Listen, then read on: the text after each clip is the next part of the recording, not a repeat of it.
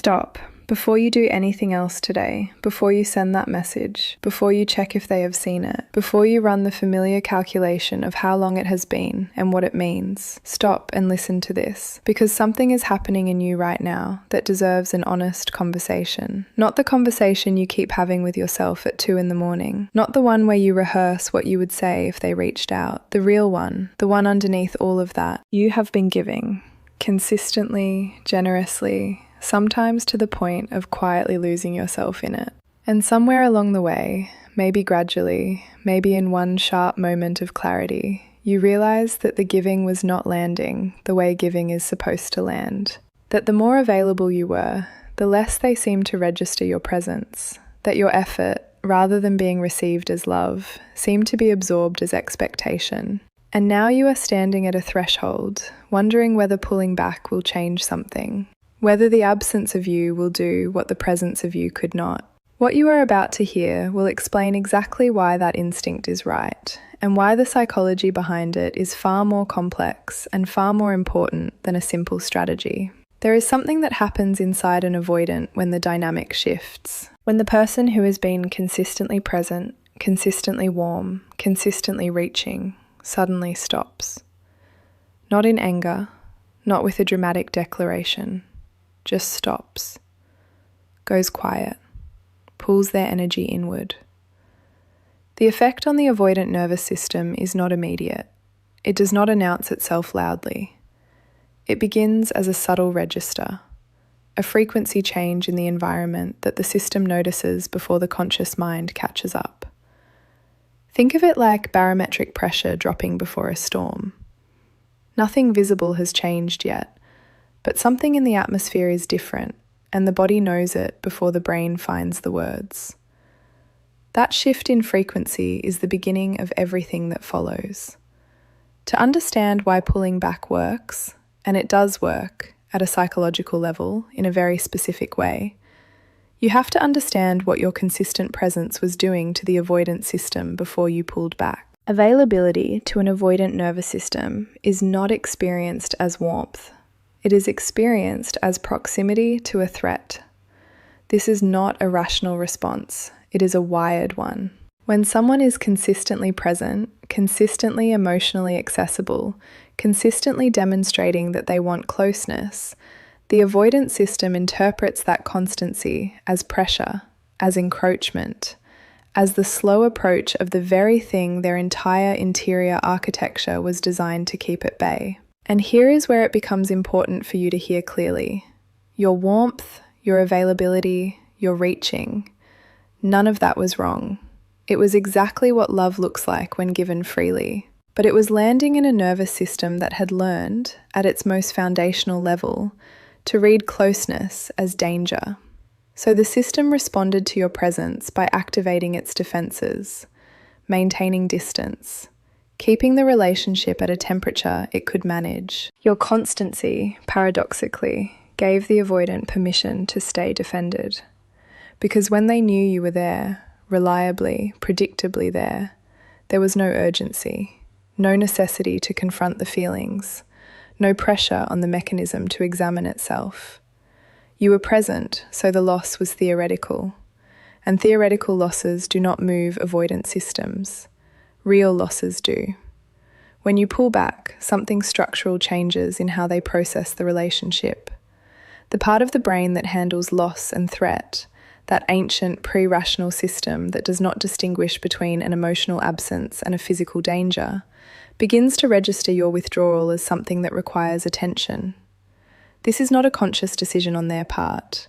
They do not sit down and think logically about what your distance means. The recognition begins below thought, in the body, in the texture of the day. There is suddenly a space where you used to be, not just literally, energetically. The particular pull of your attention, your awareness of them, your investment in them, your orbit around them has shifted.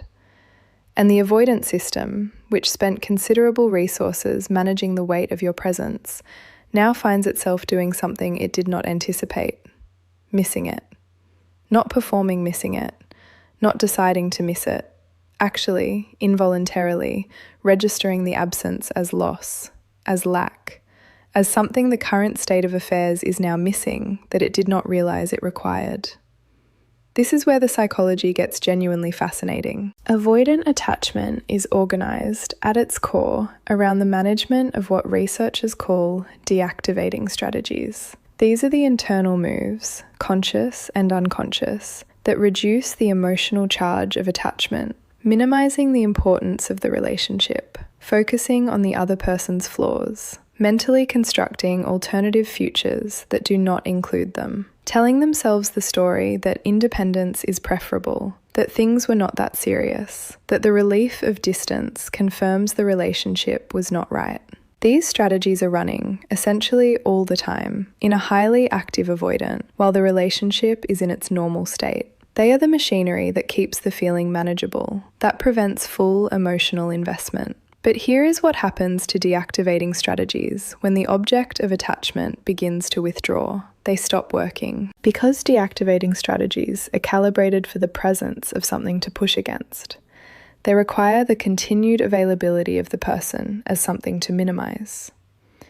When that person is no longer consistently available, when the presence that was being managed is now genuinely receding, the strategies lose their anchor.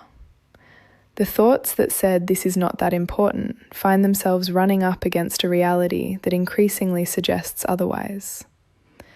The narrative that said I am better alone begins to feel less like wisdom and more like a story that was always missing something. The defenses were built to manage closeness. They were not built to manage absence. And in the absence, something surfaces. What surfaces is what was always there, beneath the management and the minimization and the careful construction of distance. The actual feeling, the attachment that was present all along, running quietly under the floorboards of the relationship, never allowed to fully enter the room. This is why the avoidance behavior after a genuine withdrawal so often surprises people. The person who was lukewarm becomes warm. The person who was unavailable suddenly finds availability. The person who could not articulate feeling anything begins to find language for it. This is not transformation. Not yet. Not necessarily.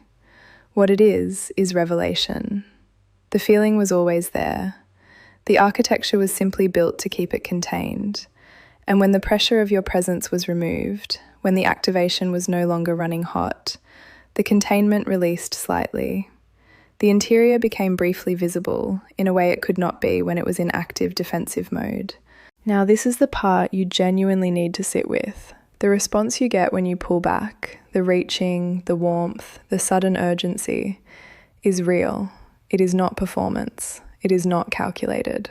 What it is, however, is temporary in its original form, if the underlying pattern is not addressed, because the same nervous system that produced the withdrawal behavior is still present. The same deactivating machinery exists. And the moment closeness is reinstated, the moment your energy returns to its previous level of availability, the activation returns with it. This is the cycle that can trap people. Withdrawal produces pursuit. Pursuit produces renewed closeness. Renewed closeness produces reactivation of avoidant defenses. Defenses produce distance. Distance produces withdrawal again, and around it goes. Knowing this is not a reason to abandon hope. It is a reason to understand what you are actually working with, so that whatever you do from this point is done with clear eyes, rather than the blurred vision of hope alone. What specifically does the avoidant brain do when you become less available? It begins what psychologists might describe as a threat reappraisal process. The relationship, which the avoidant system had been categorizing primarily as a source of activation and pressure, is now being recategorized because the calculus has changed. The cost column of the internal ledger no longer looks the same. What was being held loosely, your presence, your investment, your particular regard, is now revealing its actual weight by virtue of its departure. There is a concept sometimes described as the contrast effect in emotional processing. The value of something becomes most legible against the backdrop of its absence. Warmth is most understood when the cold has arrived. Light is most fully appreciated at the moment it recedes. What you provided, the consistency, the care, the quality of your attention, was not adequately registered while it was a constant. Constants disappear into the background. They become assumed. They stop generating gratitude or awareness because they require no adjustment. Your withdrawal ends the constant. It reintroduces your presence as a variable, something that is no longer guaranteed, something whose continuation is now uncertain. And variables, unlike constants, demand attention. Something shifts in how they think about you, too. Not just about the relationship in the abstract, but about you specifically. The mind that was previously occupied with managing the feeling and with the deactivating process of focusing on flaws or limitations or reasons why distance made sense. That mind now has different content available to it.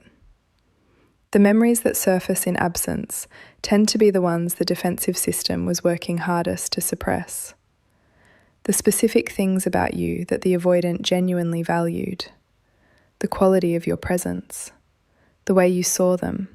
Not the curated version, but something closer to the actual interior. The particular conversations where something real passed between you. These memories do not arrive loudly. They arrive in the quiet, in the in-between moments of the day, in the space that your absence has opened. And those memories carry emotional weight that the minimization strategy cannot fully neutralize. Because they are not abstract, they are specific. And specific memories of genuine connection hit differently than the general story of "I am better alone." There is something honest that needs to be said here, directly to you. Pulling back is not a manipulation.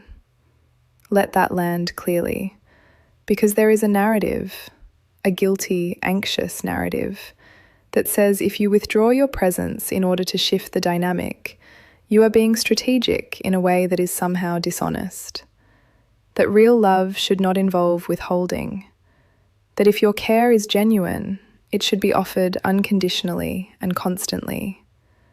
That narrative is incomplete, and it has probably cost you. Pulling back is not withholding love. It is withdrawing energy that was not being received. It is the natural, self-respecting response to a dynamic in which your consistent availability was being metabolized as a given rather than as a gift. It is what self-preservation looks like in a relational context. It is your nervous system finding its way back to itself after being organized primarily around another person's comfort and capacity. You are allowed to take up less relational space with someone who was not meeting you in the space you were offering. You are allowed, actually, you are required, if you value your own well-being, to redirect some of the energy that was flowing outward back toward yourself. Not as a game, as a return to equilibrium. And here is what happens in you when you pull back, which is equally as important as what happens in them. You begin to remember who you are when you are not arranged around someone else's avoidance. When the daily occupation of reading their temperature, managing their comfort, calibrating your own expression to what you estimate they can receive. When that occupation quiets, something older and more fundamental in you starts to breathe again. Your own desires, separated from the relationship, become clearer. Your sense of what you want, what you need, what you actually feel, uncomplicated by the constant negotiation of their capacity, begins to re-emerge.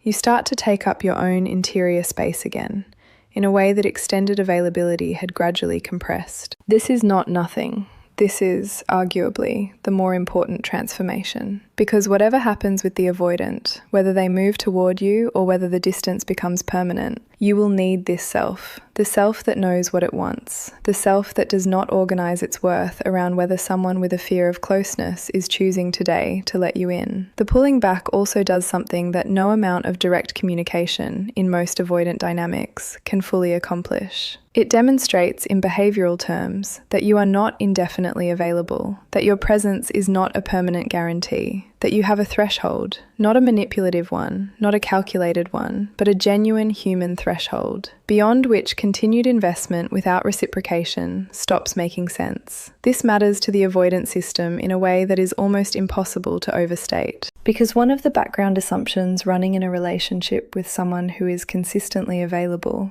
is that availability is unconditional. That regardless of the temperature of the dynamic, you will remain. That your presence does not depend on the health of the relationship or the quality of what you are receiving. And while that assumption was perhaps never explicit, it was operating. It was informing the sense, not always conscious, that the relationship was a stable fixture, something that could be managed from a distance without risk of genuine loss. When you pull back, you disprove that assumption at the level of experience rather than words. And experience, for an avoidant nervous system, is the only currency that produces real recalibration. You cannot tell them you have limits, you have to show it, and showing it, quietly, without drama, without the withdrawal being itself another form of pursuit, lands in a way that reshapes the internal map of who you are and what you represent. What you represent changes. Before the withdrawal, you were someone who wanted them, who was reaching, who was, in the silent algebra of the avoidance relational assessment, more invested than they were.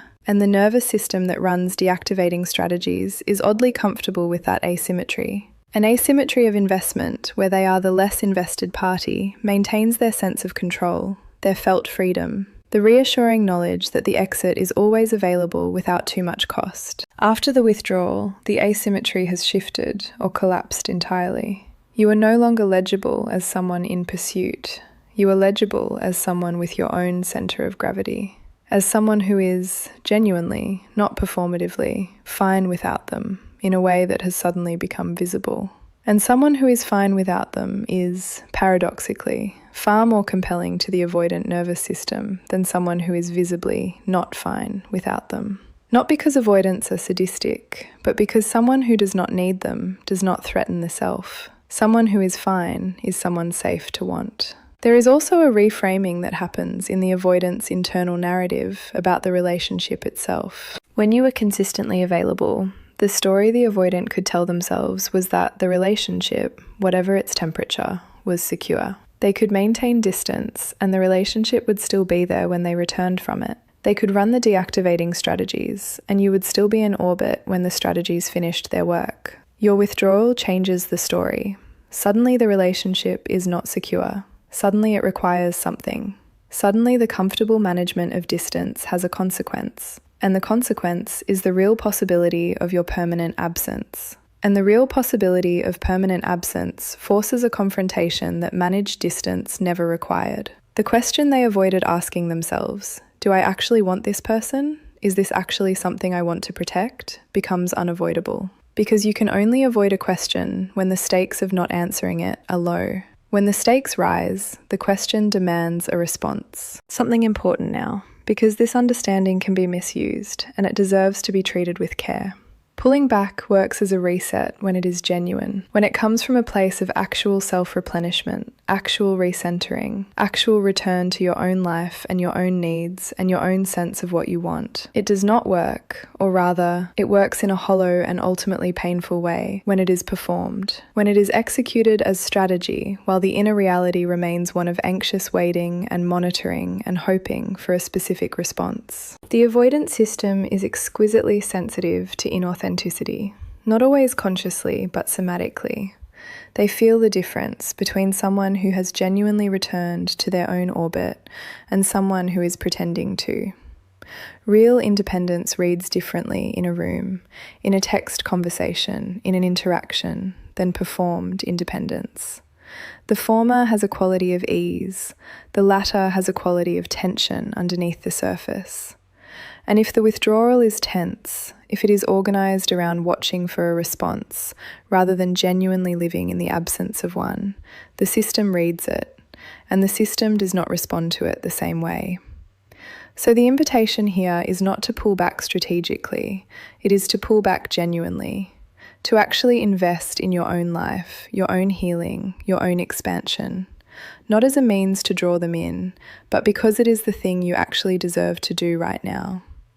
The effect it has on the dynamic is a consequence of the genuineness, not the strategy. Here is what the avoidant realizes, sometimes slowly and sometimes with sudden, sharp clarity, in the space your withdrawal creates. That the relationship was providing something they had been systematically minimizing. That your presence, which had been processed primarily as pressure, was also providing something else, something warmer, something orienting, something that organized the emotional landscape of their days in a way they did not notice until the organizing force was gone. There is a quality of invisibility that belongs to things we take for granted. Your presence, in its constancy, became invisible in a certain way, not unvalued, but unregistered, below the threshold of active awareness. And now, in the absence, the value becomes visible, starkly, sometimes uncomfortably visible. They begin to understand what you actually were to them, not what they told themselves you were, an intrusion, a pressure, a source of activation, but what you actually were, a specific and irreplaceable presence, a person who saw them with a particular quality of attention that nobody else currently provides, a warmth that was being declined and is now, in its absence, genuinely missed. And finally, the truth that holds everything else in place. Your value was never diminished by their inability to recognize it. This is the lie that extended availability in a one-sided dynamic can plant in you. The lie that suggests if they do not see your worth clearly, it must not be fully there. That if your offering was not met with equivalent offering, perhaps the offering was not as significant as you believed. That lie is insidious and it is wrong. Your consistency was valuable. Your patience was valuable. The quality of the care you brought, the attentiveness, the effort, the willingness to keep trying in the face of repeated distance was valuable. None of that value existed on a conditional basis. None of it required their recognition in order to be real. What pulling back does is not create your value. Your value existed without interruption. What it does is change the conditions under which your value becomes perceptible to someone who could not perceive it while it was constant. You were not seeing clearly before, not because you were not worth seeing, because the conditions did not yet require them to look. Now the conditions are different. Now they are looking. What you do with that, whether you step back toward them or continue in the direction of your own life, is a decision that belongs entirely to you. But make it from this place, the place of someone who understands, with full clarity, that the problem was never your worth. It was always the architecture of their fear. And fear, unlike worth, can change.